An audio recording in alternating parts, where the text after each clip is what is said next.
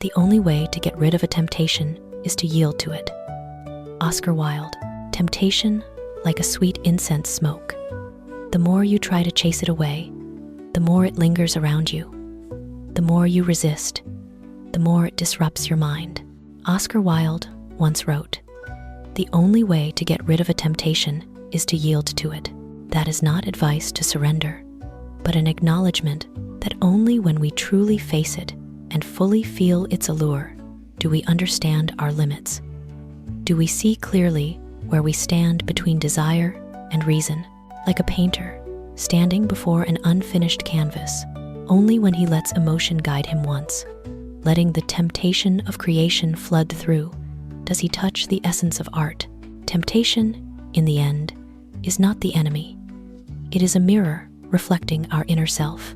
When we dare to yield to it, it means we dare to recognize that we too are vulnerable, that we too crave, that we too are human. And it is that very awareness that makes us grow, that makes us stronger in the face of future encounters.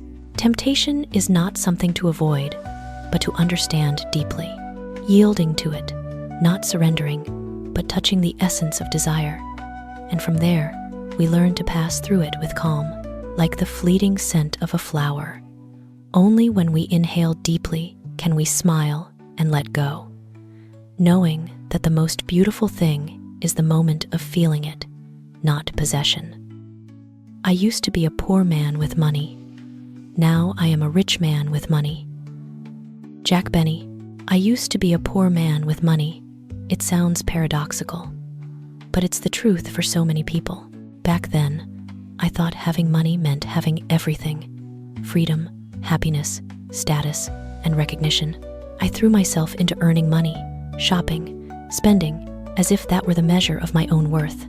But the more I had, the more I felt lacking true joy, lacking peace, lacking a sense of fulfillment in the soul. Then one day, I realized, true wealth doesn't start from a bank account, but from how we view life. When I learned to cherish every moment, to share, to love, to let money work for me, rather than being its slave, I became truly rich. Rich in mindset, in experiences, in human connections. Now, I still have money, but unlike before, I no longer let money define who I am.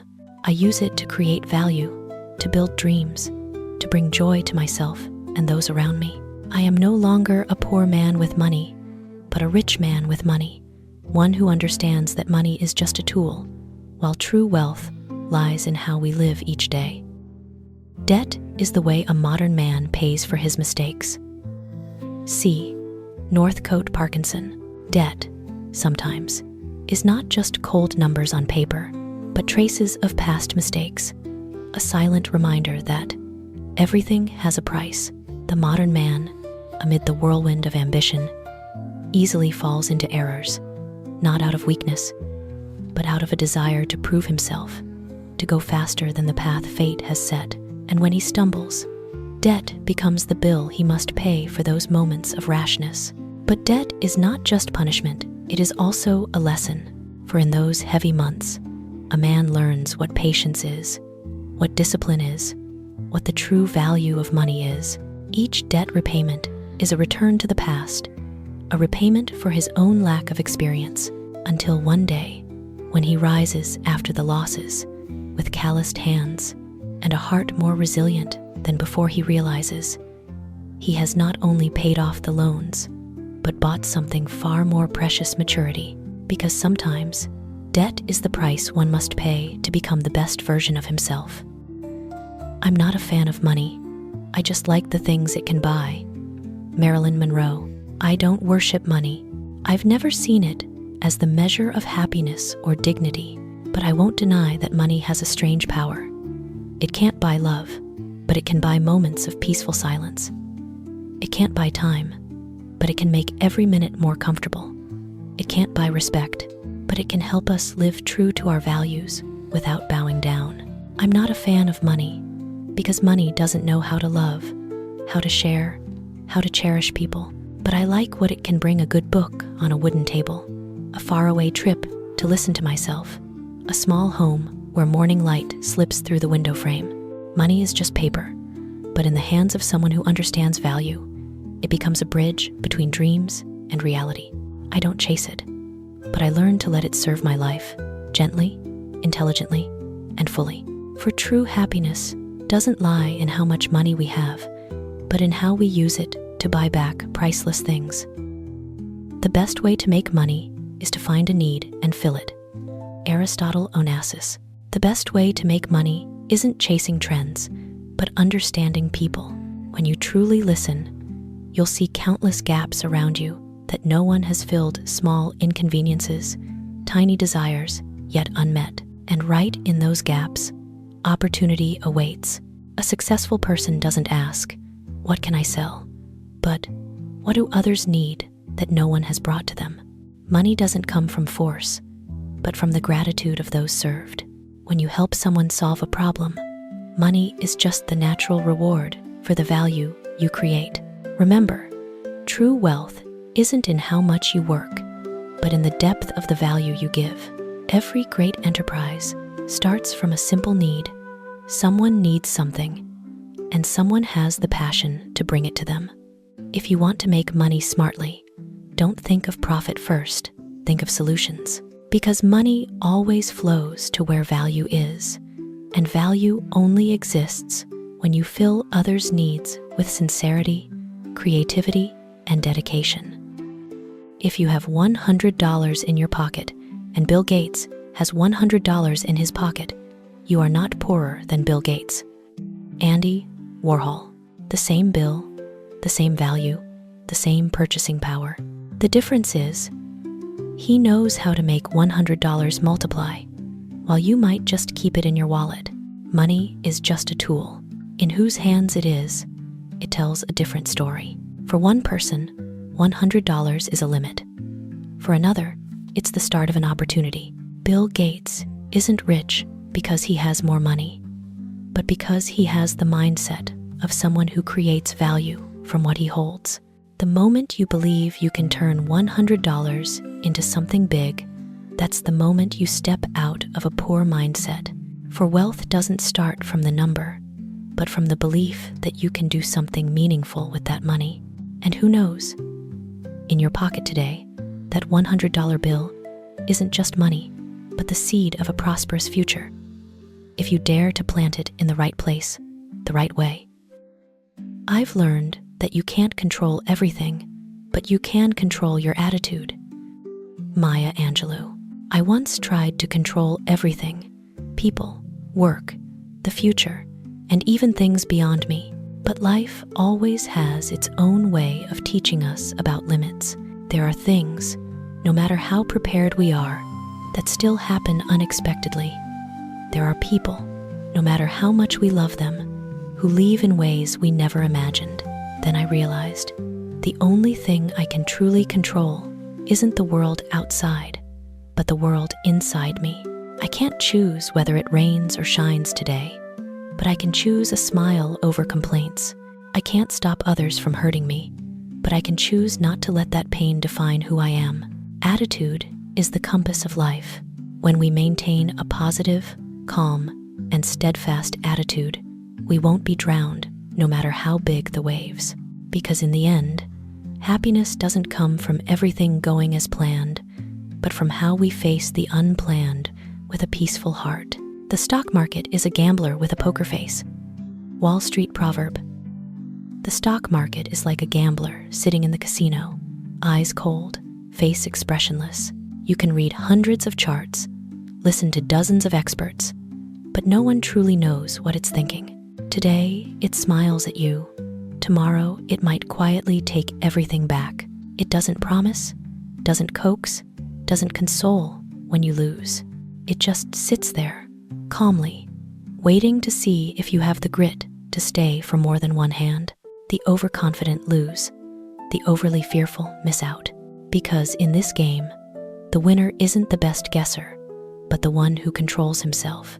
The market is a gambler with a poker face, but if you keep your own poker face, know when to bet, when to stop, when to fold, you not only survive, but triumph.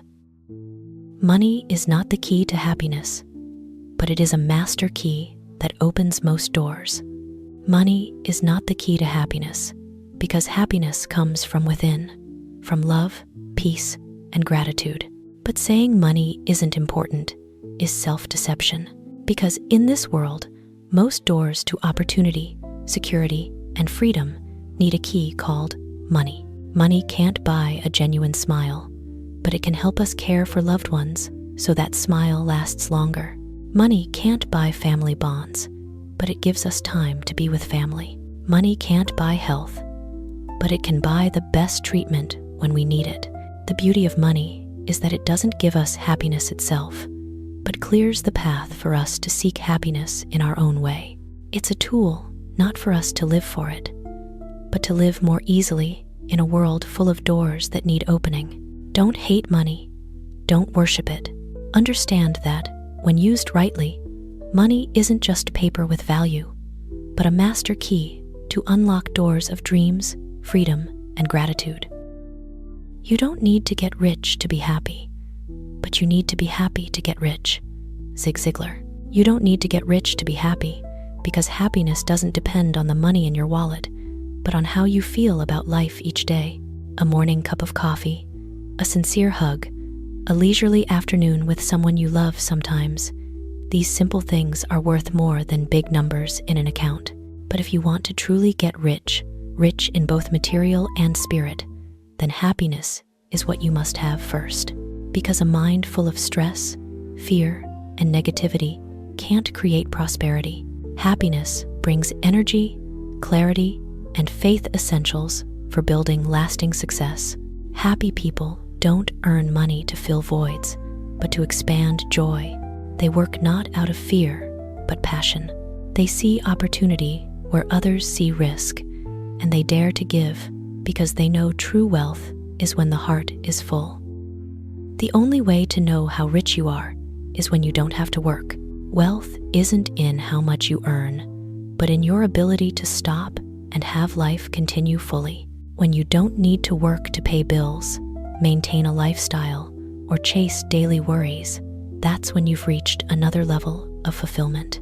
True wealth is when you can choose to work because you want to, not because you have to. It's when every morning you wake up and do what you love with a sense of freedom, no pressure. That's not just financial abundance, but mental independence, mastery of time, and the right to live on your terms. Many with lots of money still can't stop working because they're slaves to the lifestyle they created, while the truly rich might have fewer numbers, but more freedom of choice. I always wished I could become a millionaire, and I succeeded. Now I wish I could become a billionaire. Andrew Carnegie. I once dreamed of becoming a millionaire, a dream that seemed distant, but every day I acted toward it. I learned to earn money, manage money, and work with passion to turn the dream into reality. When that day came, when the account reached millionaire status, I realized true joy isn't just in how much, but in the ability to make dreams real. But then, success opened a new desire: to become a billionaire. I don't see this as greed, but as the drive of creative ambition and conquest. Money at this point isn't just material, but a measure of vision, capability, and perseverance. Each new step is a challenge, an opportunity, a reminder.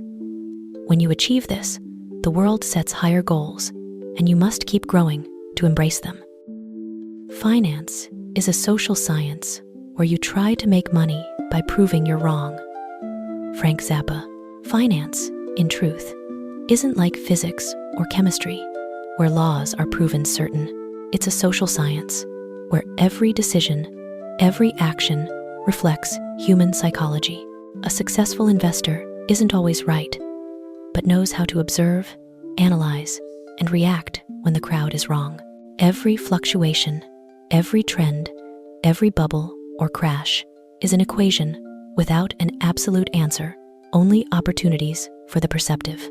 You make money not by always being right, but by seeing others' blind spots and exploiting them. When the crowd panics, you stay calm.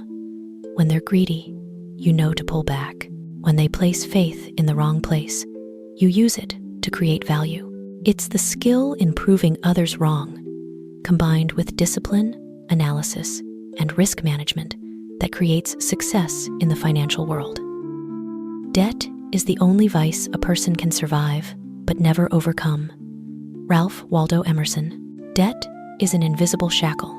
It doesn't force you to abandon life, but always reminds you of past mistakes. You can still go to work, still smile, still eat well, and dress nicely. But each debt is a number hanging over your shoulder, reducing freedom, weighing on the heart, and occasionally reminding you of hasty or ill-considered decisions.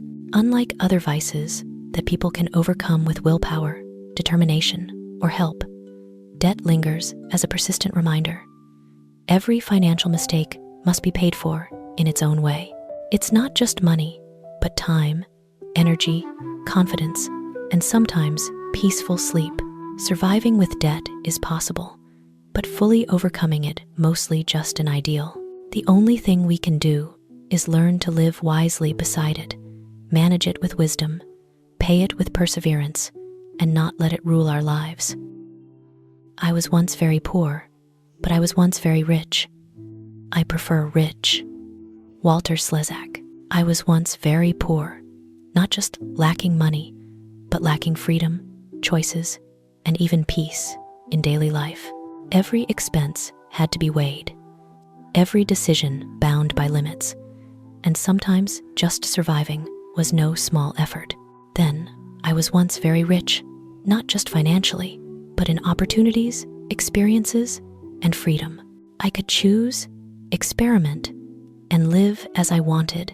I could invest time in passions, give attention to loved ones, and see the world with a broader view.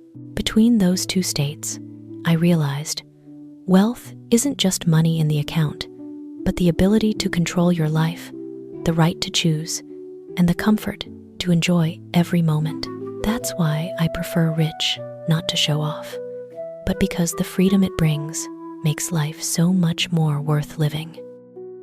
Money is like fertilizer. If you hoard it, it stinks. If you spread it, it helps everything grow. Clint Eastwood. Money, like fertilizer, doesn't create wealth or prosperity on its own. It's how you use it. If you just keep it in a safe, staring at it day after day without doing anything, it becomes heavy, cramped, and like a lingering stench in life. It doesn't grow, doesn't generate energy, just makes you anxious and bound. On the contrary, if you spread money wisely, invest, help others, create opportunities, or develop yourself, it becomes nourishment for life. It helps projects sprout, ideas grow, and relationships strengthen. Money, when shared and used rightly, spreads value, and you too benefit from that growth. Don't worry about making money. Worry about keeping money. Paul Getty. Many rush into making money, thinking the more, the faster, the better. But in reality, making money is just the first step.